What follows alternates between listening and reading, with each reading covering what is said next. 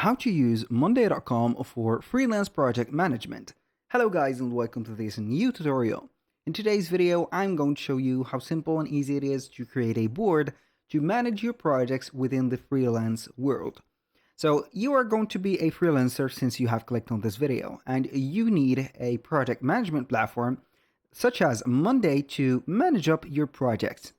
So we are going to start by setting up the term of project.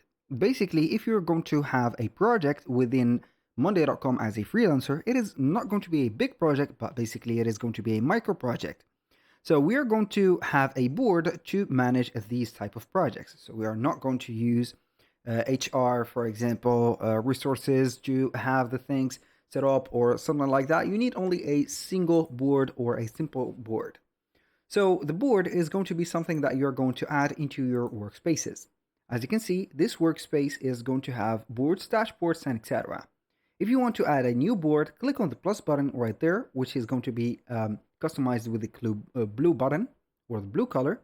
Click on board, and then you can go ahead and start by a new board, or you can go and start with a template. So for example, I can go ahead and type in freelance and see the related projects or the related templates that are going to be with this. So you can have, for example, single project, work calendar, customer requests, and etc. You can add, for example, the customer request, which is going to be a very good board. As you can see, it is going to have the open requests, working on, and also the done. These are going to be the timelines and also the project status. So you can go ahead and have the priorities, statuses, types, files, and etc. When you're going to add or use the board, it is going to be installing these, as you can see, examples. So this is going to be something that is near this recommendation of the template. You can go ahead and have, for example, requests, like that, requests, and we can go ahead and have them, for example, done, or project, for example, done. We're going to have them just like that. You can go and start adding your works, for example, as tasks, maybe video creation, as you can see. Set up the persons that you work on if you have a team or yourself only, for example, the status of that task, and also the timeline or the priority. You can add some dependencies, files by adding, for example, the specific file column. You're going to find it here, so you're going to attach the files within them. You can go ahead and also add sub-items or subtasks for this specific one and set up a checklist.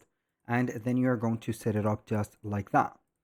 And with that, we have set up everything. You can also set up an automation to move on any changed, as you know, statuses. For example, you can go ahead and put it as done.